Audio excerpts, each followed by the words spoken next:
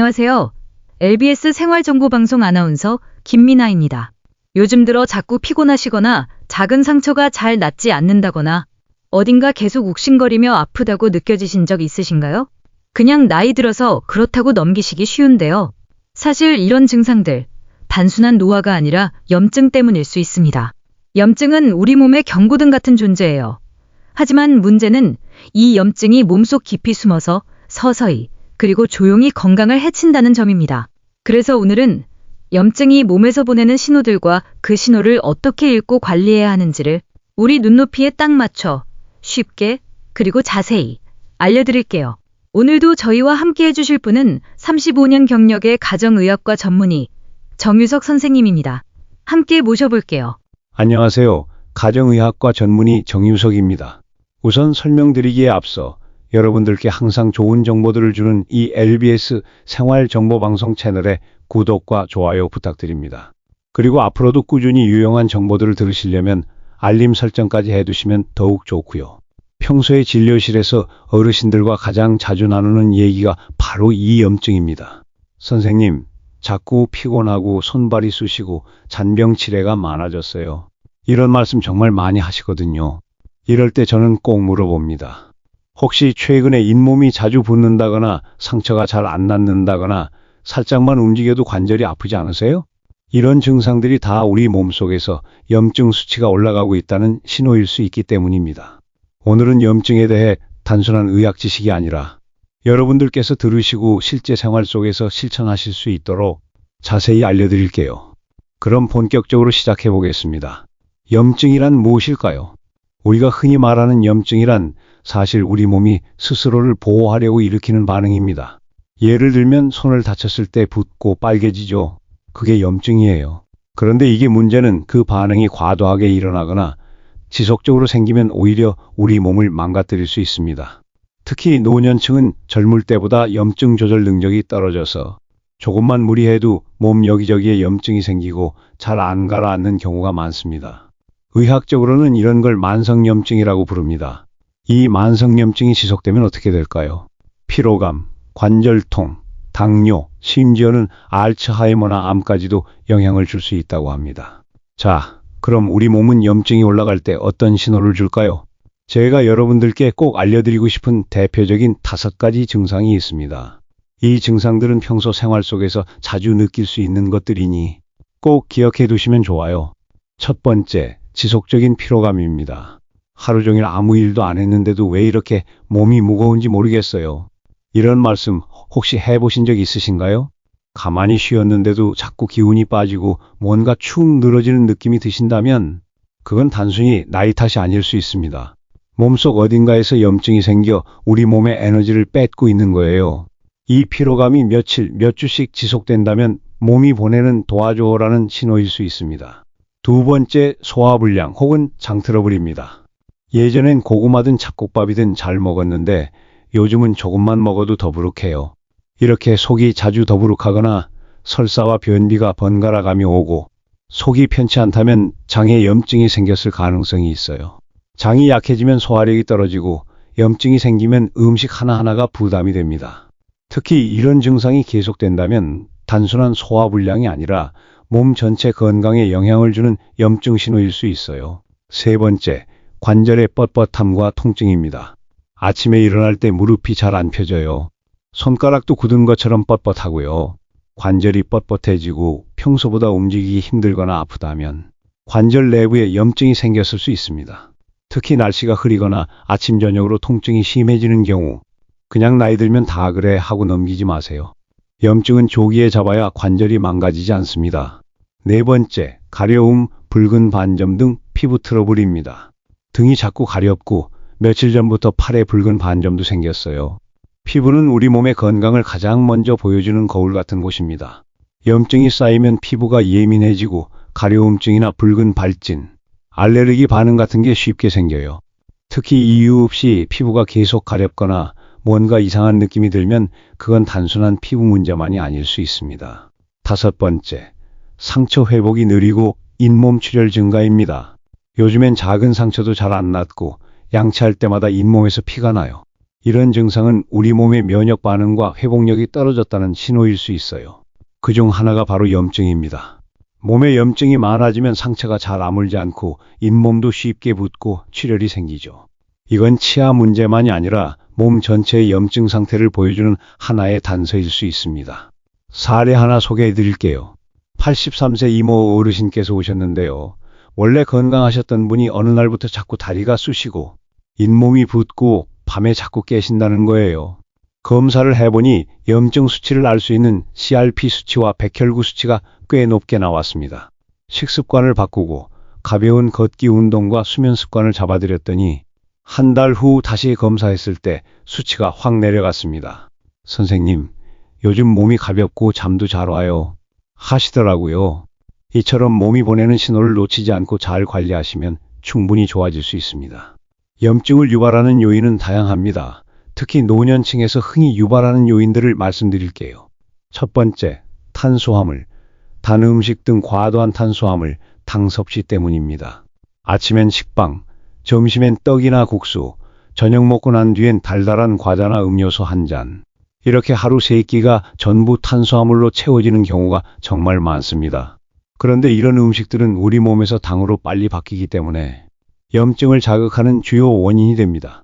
특히 단 음식은 순간적으로는 기분을 좋게 해주지만 몸속에서는 염증을 일으켜 우리 건강을 조금씩 해치고 있어요. 두 번째, 지속적인 스트레스입니다. 나는 별로 스트레스 받을 일 없어라고 생각하시는 분들도 계시지만 실제로는 혼자 있는 시간이 많아지고 자식 걱정, 경제적인 고민, 건강에 대한 불안감이 자꾸 마음속에 쌓입니다. 이런 스트레스가 오래 지속되면 몸은 긴장 상태를 유지하게 되고 염증 반응이 자연스럽게 생기게 됩니다. 즉, 스트레스는 눈에 보이진 않지만 염증을 키우는 조용한 불씨입니다. 세 번째, 수면 부족입니다. 밤에 자주 깨고 새벽에 눈이 떠지니까 잠을 푹 못 자겠어요 라고 많이들 말씀하십니다. 노년기에는 수면 시간이 짧아지고 깊은 잠을 자는 시간이 줄어드는 경우가 많습니다. 문제는 이렇게 수면이 부족해지면 우리 몸이 회복할 시간을 제대로 갖지 못하게 된다는 겁니다. 밤새 염증을 없애줘야 할 몸이 제 기능을 못하게 되는 거죠. 네 번째, 운동 부족입니다.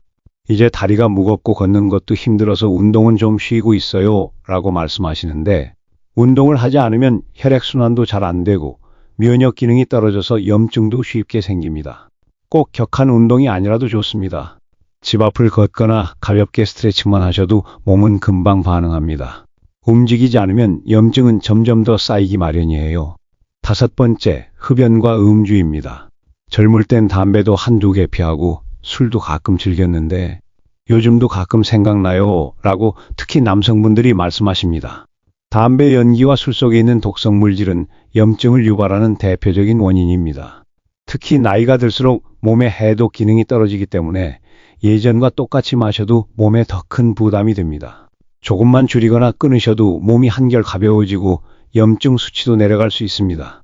여러분들 식사하시고 TV 보시면서 과자, 떡, 빵 많이 드시죠? 이게 바로 몸에 염증을 만드는 대표적인 습관입니다. 그리고 잠을 5시간도 못 자고 자꾸 깨면 몸이 회복될 틈이 없습니다. 이런 생활 습관부터 하나씩 바꾸는 것이 정말 중요합니다. 그럼 어떻게 해야 염증을 낮출 수 있을까요? 첫 번째, 가볍게 동네 한 바퀴라도 괜찮습니다. 하루 30분 정도 걷기 운동을 꼭 하세요. 선생님, 운동은 해야 하는 건 알겠는데 이제는 다리가 무겁고 쉽게 피곤해요. 이런 말씀 정말 많이 듣습니다. 하지만 꼭 운동복 입고 헬스장 가셔야 하는 건 아닙니다. 그냥 아침에 동네 한 바퀴 또는 저녁 무렵 집 앞 골목을 가볍게 걸어만 주셔도 됩니다. 중요한 건 매일 걷는 습관이에요. 걷기만으로도 혈액순환이 좋아지고 몸속 염증이 줄어드는 효과가 있습니다. 두 번째, 식이섬유 많은 채소와 과일을 섭취하셔야 합니다. 밥 한 숟갈보다 김치 한 조각 더 챙기신다 생각해 보세요. 시금치, 미역, 브로콜리 같은 채소들, 그리고 사과나 배처럼 속 편한 과일들에는 염증을 줄여주는 식이섬유가 듬뿍 들어 있습니다. 장도 건강해지고 몸도 가벼워지는 걸 느끼실 수 있어요. 특히 어르신들은 변비가 오랫동안 이어지면 몸속에 독소가 쌓여서 염증이 더 잘 생기기 때문에 식이섬유는 정말 중요한 친구입니다. 세 번째, 생강, 마늘, 등푸른 생선, 올리브유, 녹차 등 항염식품을 섭취하셔야 합니다. 우리 전통 밥상에도 염증 줄이는 음식들이 참 많습니다. 된장찌개에 들어간 마늘, 고등어구이, 미역무침, 따뜻한 생강차 한 잔. 이게 바로 약보다 좋은 건강식입니다. 또 요즘은 올리브유로 나물을 무쳐 드시는 분들도 많아졌어요. 이런 작은 선택들이 모여 염증을 줄이는데 큰 역할을 합니다. 먹는 게 곧 약이다라는 말, 절대 헛된 말이 아닙니다. 네 번째, 수면 시간을 지키셔야 합니다. 그리고 꼭 밤 11시 이전에는 취침하셔야 합니다. 나이 드니까 새벽에 눈이 떠져서 잠을 못 자겠어요. 이런 얘기들 많이 하시는데요. 그래도 저녁 11시 전에 누우려고만 해도 몸이 회복할 준비를 시작합니다. 하루 중 염증을 없애주는 시간대가 바로 자는 동안이기 때문에 수면 시간만 잘 지켜도 염증 수치가 떨어질 수 있어요. 따뜻한 물 한 잔 마시고 눈에 피로 가지 않게 조명 낮추고 조용한 음악 한 곡 틀어보세요. 이렇게 잠을 준비하는 습관만 잘 들이셔도 달라집니다. 자, 지금까지는 우리가 일상에서 관리할 수 있는 염증 신호에 대해 말씀드렸는데요. 하지만 이런 증상들이 계속되거나 심해진다면 병원 진료를 꼭 받아보셔야 합니다. 그럼 어떤 경우에 병원을 가야 하느냐? 제가 자주 진료실에서 듣는 5가지 중요한 사례를 말씀드릴게요. 첫째, 이유 없는 체중 감소는 병원에 가보셔야 합니다. 여러분들 중에 이런 분들이 있어요. 선생님, 밥은 잘 먹는데 요즘 들어 몸무게가 2-3kg씩 빠졌어요 하시는 경우. 그냥 나이 들어서 그렇다고 넘기시면 절대 안 됩니다. 이럴 땐 우리 몸 어딘가에서 염증 반응이 계속되고 있다는 신호일 수 있어요. 특히 간이나 소화기관처럼 내부 장기에 염증이 있으면 체중이 서서히 빠지는 경우가 많거든요. 둘째, 3개월 이상 지속되는 피로감도 병원에 가보셔야 합니다. 보통 피곤하면 하루 이틀 푹 쉬면 괜찮아지잖아요. 그런데 3달 넘게 쉬어도 자고 나도 여전히 축 늘어져 있고 기운이 없고 이런 상태가 계속된다면 단순한 피로가 아니라 염증이 몸속 깊숙이 자리 잡고 있다는 사인일 수 있습니다. 꼭 검사 받아보셔야 해요. 셋째, 밤에 자주 깨는 수면장애를 겪고 계신다면 병원에 가보시길 권장드립니다. 잠은 우리 몸이 회복하는 시간인데 이 시간에 자꾸 깨거나 깊은 잠을 못 자면 회복이 제대로 안 되겠죠. 이건 마치 몸이 스스로 염증을 치유할 골든타임을 잃는 것과 같아요. 만성적인 염증이 수면을 방해하고 반대로 수면 부족이 염증을 더 악화시키는 악순환이 생기거든요. 넷째, 심한 관절통과 붓기입니다. 여기저기 쑤시는 정도가 아니라 특히 한 군데 관절이 부으면서 아프다면 이건 꼭 병원에서 확인해야 합니다. 단순한 관절염이 아닐 수도 있고 류머티즘 같은 자가 면역 질환이 숨어 있을 수도 있어요. 초기에 잡는 게 정말 중요합니다. 5번째, 장기적인 소화 장애입니다. 속이 계속 더부룩하고 가스가 차고 설사와 변비가 반복되고 심지어 복통까지 지속된다면 단순한 소화불량이 아닐 수 있습니다. 장점막에 염증이 생기면 이런 증상이 계속 나타나요. 염증성 장질환 같은 만성질환도 염두에 둬야 하기 때문에 반드시 전문적인 검사가 필요합니다. 이 5가지 증상 중 하나라도 해당된다면 에이, 나이 들어서 그렇겠지 하고 넘기지 마시고 꼭 병원을 찾아주세요. 혈액검사, 염증 수치 검사, 그리고 필요하면 초음파나 내시경 같은 정밀검사로 정확한 원인을 찾는 게 중요합니다. 염증은 당뇨, 고혈압, 심장병 같은 만성질환과도 깊이 관련돼 있습니다. 특히 당뇨가 있는 분들은 염증 수치가 높은 경우가 많고 이것이 합병증을 유발할 수 있습니다. 꾸준한 운동과 식단 관리, 그리고 정기적인 검사로 염증을 조절해야 하는 이유입니다. 우리 몸이 보내는 신호는 절대 무시하면 안 됩니다. 조용히 피로하게 만드는 만성염증은 시간이 지날수록 만성질환으로 이어지기 쉽습니다. 그렇다고 무서워하실 필요는 없습니다. 오늘 말씀드린 생활습관 하나하나가 바로 여러분 건강에 큰 방향을 바꾸는 중요한 출발점이 될 수 있습니다. 파스를 붙이는 것처럼 작은 실천 하나하나가 모이면 큰 차이를 만듭니다. 여러분께서도 오늘 방송을 통해 내 몸의 목소리에 귀를 기울이시고 몸에 더 관심을 가져주시면 좋겠습니다.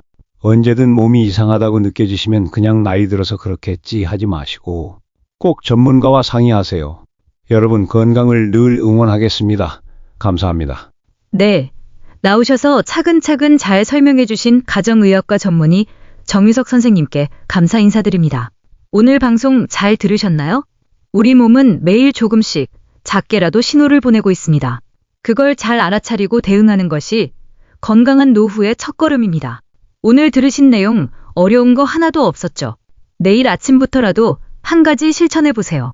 LBS 생활정보방송은 앞으로도 여러분들께 꼭 필요한 건강 정보를 전해드리겠습니다. 지금까지 저는 아나운서 김미나였습니다. 감사합니다.